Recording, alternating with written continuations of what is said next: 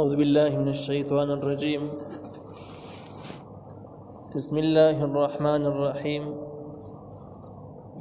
كذبت عاد المرسلين.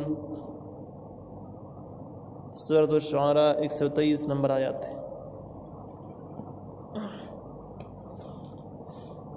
دی 123 نمبر آیات نا 140 نمبر پوری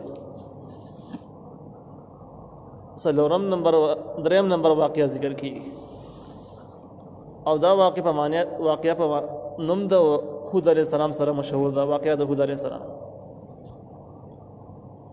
د دې واقعي خلاصه هم دغه مضمون ثابتول چې کم کسان د آسماني دین آسماني شریعت مخالفي دشمنی وسره کوي او کم کسان چې د دین او د شریعت لپاره کار کوي د هغوی مخه څوک نیسي نو الله تعالی په دنیا باندې هم هلاک کړي دي هلاکي عذابونه پیراولي. دغه مضمون ثابتولو لپاره د دریم نمبر واقعیا ذکر کیږي. الله تعالی وايي کذبت عاد المرسلین نسبت د دروغ کړه او عادیان خپل پیغمبرانو اگر که دوی د یو پیغمبر مخالفت کړي او لیکن یو پیغمبر مخالفت د ټول پیغمبرانو مخالفت شماري.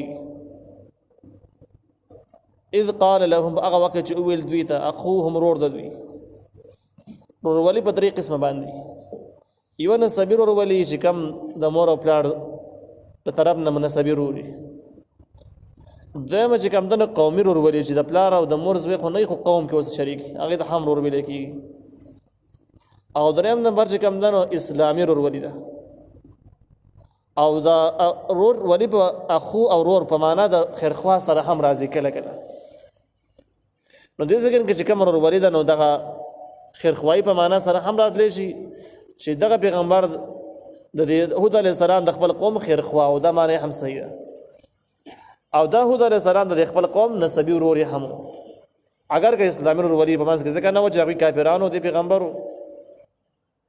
اذ قال لهم هغه وخت چې ویل دوی ته اخوهم رور د دوی شغل نسبیو هود علیہ السلام الا تتقون آیات سنئ رګی د الله نه چې شرک کوي ګناونه کوي د الله دین نه ماني ظلمونه کوي د الله یاره د پکې نشته د الله نه یریږي. انی لکم رسول امین یقینا تاسو د پاره پیغمبر یم امین امانتدار. د هود علیہ السلام د غون دعوت خلاصه 15 جملو کې ذکر شوی ده او د دې تشریحات مخکې تر شوی دي اکثر چې تاسو د پاره رسول یم امین او امانتدار. د دې جملې مقصد دا چې کوم څه تاسو ته ځان نه درد الله ویلی او امانتدار یم د خپل طرف نه به کمی زیاتې هم نه کوم تیار مصالحه به هم نه چوم بلکې چې صحیح مقشان ته کله رسې چې پیغام چا نه ویل دی ما ویل دی نو دا خو دروغ کی راځي.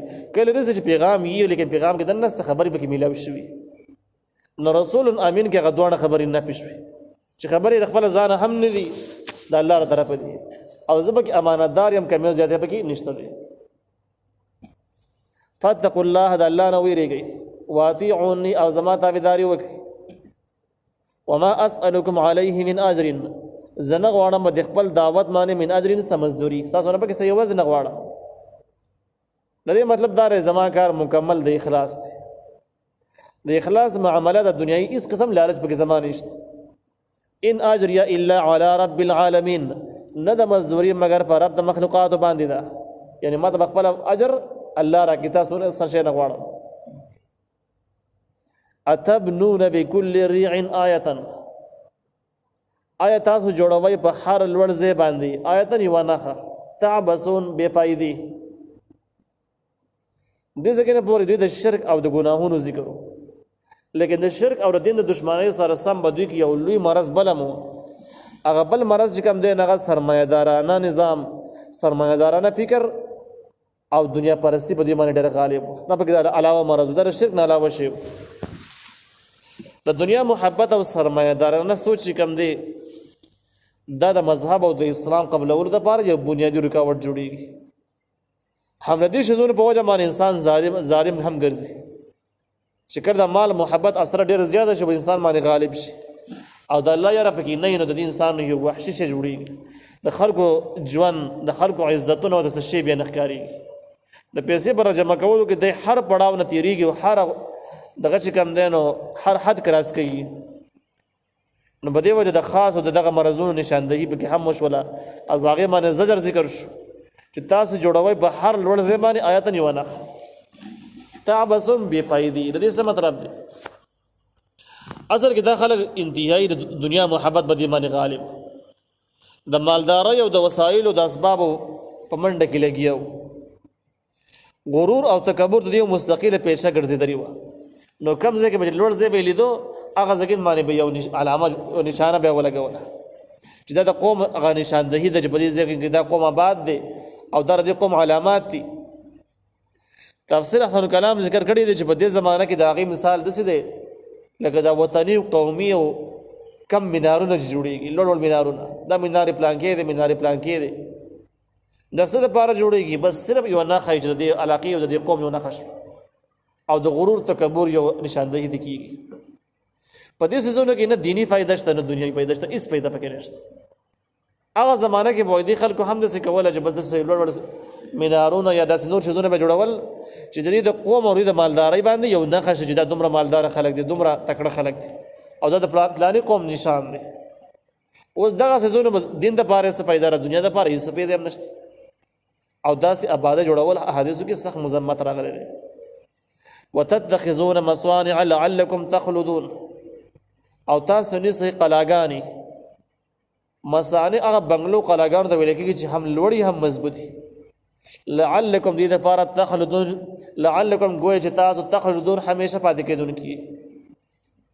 دوی به لوړې لوړې بنګلې جوړول، یو ډېرې مضبوطې به یې جوړولې، حالانکې ضرورت به دومره نه و. اولنۍ څه چې کوم و، اولنۍ عمارت بلډینګ هغه صرف د علاماتو دپاره و، لکه مینار واخله.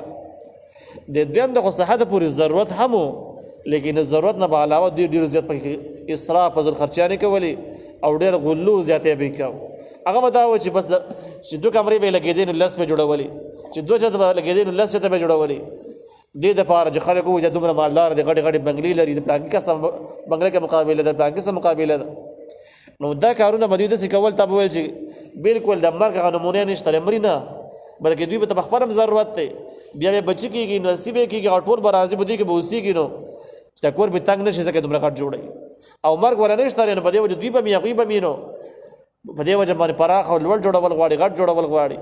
نو لعلکم تخلدون، گویا چې تاسو همیشه پاتې کېدونکي مرګ نه پېژنئ، مرګ هم یار کړی دی. لعلکم امام بخاري رحمه الله معنی کړې ده چې لعل دپاره تشبیه دی چې گویا تاسو د هغه خلکو هغه خوی کوئ چې کنې کم خلک کم څوک چې مستقل همیشه اوسېږي، مرګ ولا نه وي، هغه د همیشه ذات د په شان د کې تاسو هم یو غټه اراده منصوبه لرئ، مرګ د نه ير دی. کم څوک چې همیشه پاتې کېږي د هغې نه مرګ، هغه د مرګ نه وي، هغه مرګ غم نه کوي، ستاسو د مرګ غم نه کوي. او دویمه معنی چې کوم ده نو عبدالله ابن عباس رضی الله عنه نقل کړي دغه وایي چې لعل چې کوم دی نو د دې معنی دا ده لعلکم تخلدون، گویا چې تاسو همیشه پاتې کېدونکي. لوړ مضمون نږدې یو مطلب جوړېږي، فرق پکې نشته، صرف الفاظو کې به فرق شي، نور هغه مفهوم دی او ځکه ترجمه کېږي. نو د دې نه معلومه شوله چې تفسیر باندې قرآن باندې من تحقیق کړی دی چې بې ضرورته چې غټ ضرورت نه وي بلډینګان جوړول او دغه بلډینګانو کې دومره خرچې کول چې هغې ته پکې هم ضرورت نه وي. انساني سهولیات او انساني آرام د هغې نه بغیر حاصلېدلی شي. او په دې کې نوم ناموس او د خلکو د شهرت دپاره داسې ځایونه جوړول، بلډینګان جوړول، په شریعت کې دا وبال دی او حدیثو کې هم د دې سخت مذمت راغلی دی. او نبی کریم صلی الله علیه وسلم دې نه تعبیر په وبال سره کړی دی چې د بلډینګانو جوړول چې کوم بې ضرورت وي دا د انسان دپاره مستقل وبال مصیبت د ګناه سبب جوړېږي. نو گویا چې دوی آبادۍ داسې وي چې د ضرورت نه به علاوه زیاتې جوړولې، لوړې به جوړولې، هغې ته به ضرورت نه و. نو دې ځایونو کې د هغې دپاره زجر رټل ذکر شو چې دا کارونه تاسو کوئ او دا ټیک نه دي. وإذا بطشتم جبارین، او هر کله تاسو حمله کوئ نو حمله کوئ جبارین په حالت د ظلم کې، ظالمانه حمله تاسو کوئ. یعنې څوک چې رانیسئ نو داسې کس نه رانیسئ چې هغه مجرم وي، بلکې تاسو داسې کس رانیسئ چې هغه مظلوم وي، تاسو به انتهایي ظلم کوئ، په ظلم سره کس رانیسئ، زیاتې ورڅه کوئ. نو کم خلکو چې نظر په دنیا باندې مالدارۍ باندې هغه خلک غرور تکبر ډېر زیات دي او د مغرور او متکبر کس باندې رحم نه وي. نو څوک مخې ته ورځي نو بس خپل هغه شهرت پکې کوي، خپل نوم ناموس پکې کوي، نو بده وجه د کس حمله خلق نیول گرفتارول د ظالمانه وحشیانه انداز باندې په دې کې د عدل او انصاف هیڅ نمونه نه. نو دا ظلم ذکر د تاسو معاملات انتهایی د ظلم او د وحشت دي. د الله تعالی مخلوق سره معامله او رویه تاسو د انصاف او د عدل نه ده. فتقوا الله د الله نو ویریږي دا کارونه مکوئ واطيعوا زما تابعداري وکړئ. واتقوا الذي ورغ د حق ذات نه امدکم چې تاسو امداد کړل بما په هغه سبانه تعلمون چې تاسو پیژنئ هغه سي درکړل تاسو په خپل باندې معلوم دي یا ډېر سي درکړي دي. امدکم بانعام وبنین تاسو امداد کړل په سارو باندې او زامنو باندې ډېر ساروي او ډېر زامن تاسو درکړي دي. معلومه کې چې داخله ډېر مالدار او ډېر اولادونه یې هم لرل. وجنات باغونه وعيون او چینی دا بما تعلمون تفصیل لږ کم سي درکړل نو هغه سيزونو کې ځنې سيزونه دادي لکه ساروي شو زامن شو باغونه شو چینی شو. نو دومره لوی نعمتونو تقاضا دا او تاسو د الله تعالی دین منلې وي شکر هم استلې وي او شکر دې ته ویل کېږي چې د نعمت اقرار به وکړي د ګناهونو نه بلاس واخلي او د الله تعالی د احکام باندې به عمل شروع وکړي. دا شکر درې ارکان دي. نو بقا تاسو شکر استلې وي او شکر بینه د اسلام او د دین مضمون دی. نو دا ترغیب شو چې تاسو ګوره د الله تعالی سره مینه وکړئ د الله تعالی دین سره مینه وکړئ ترغیب دی. ان اخاف علیکم عذاب یوم عظیم یقینا زیاریګه متاسم من عذاب د ورځې لوی نه ته ترغیب یې راویل کیږي. اول نه ترغیب او دا ترغیب دی.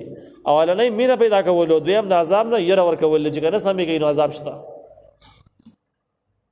قالوا دی ول سواء علینا برابر د پمنګ باندې او عزت کته نصیحتونه ام لم تکم من الواعظین کته نصیحتونه کې یعنی ستاسو نصیحت کول نه کول موږ ته یو شاده کې په موږ باندې اثر نه کوي. دا هغه سخت زړونو د غرور او تکبر علامات د جنس الفاظ استعمال کړل چې گویا د یو پیغمبر وینا زمبارک اس پیدا نشي کولای اس اثر په موږ باندې نشي کولای که سبې نام ټیک د کینه نام ټیک په موږ باندې سکار نه لري د خبرې. ان هذا الا خلق الاولين نری دا خبرې مگر د عادت د مخکینو خلقو دي. هذا کی د تفسیر معارف قرآن د تحقیق مطابق اشاره چې کم د غواز او نصیحت دی. استا کم دعوت ته واز نصیحت ته د زړی خبرې دي. مخکې به پیغمبران راتل دعوی به کول چې موږ پیغمبرانو خلکو ته به قشن لاري خو دي مخکې عادت را روان دي سنه مینه دي په موږ باندې اثر نشي کولای. دیم قوالدار جهاده کی اشاره عذابونو ته ده چې ته به عذابونه راځي نو او کله قات او کله بیماریان او وبای امراضونه داسې نور مصیبتونه راځي نو دا عذابونه نه دي. دا خلق الاولین دا مخکې نه یو عادت روان دی رواج را روان دی دا کارونه کیږي نو دا عذابونه دي. دا عذابونه بالموایا دا عذابونه نشو دا نسی اتفاقی حادثات راځي او دا عذابونه نه دي دا مطلب شو. وما نحن بمعذبين او نه یو مونږه چې موږ ته عذاب راکړی شي عذاب والا خلک موږ نه یو عذابونه بیخي نه راځي. دوی به ګناهونو باندې بچا باندې عذاب نه راځي. فكذبوه دروجن یو غاڼو فاهلكناهم الله موږ هلاک کړ دوی. نو اصلي مضمون دې ذکر کیږي چې د دین مخالفت او د دین خلاف دلایل ویل اعتراضونه کول او عمل به نه کول انجام یې شو. فاهلكناهم نو موږ هلاک کړ دوی دنیا مور الله مرانه کړ. نو د دې دا مضمون ثابت شي چې د شریعت او د دین مخالفت یوازې دا نه چې جهنم ته وګرځيږي دنیا یې هم خرابېږي چې دنیا یې خراب شو او آخرت یې خراب شو منځ برزخی زندگی خود به خود باندې خراب ده خپل معلومه شو چې خراب ده. ان فی ذلک یقینا بدی واقع کې لآیت خامه غټه نه خدا دا واقع سره زده کې مدې باندې سره پویږي چې د دین او شریعت مخالفت څومره لوی بال جوړي. وما كان اکثرهم مؤمنین او ندی اکثر د دوی نه مؤمنان یعنی د عرب خلق مکی ولا خلق چې دا ایدونه او دا واقع کې ولوستل شولا دوی زده کړل لیکن بیا هم اکثر خلکو ایمان را نه وړ. نو دا شکوه شو ګیله شو چې د سینه وبکا. وان ربک یقین رب له هو العزیز الرحیم خامخ غالب او مهربان دی.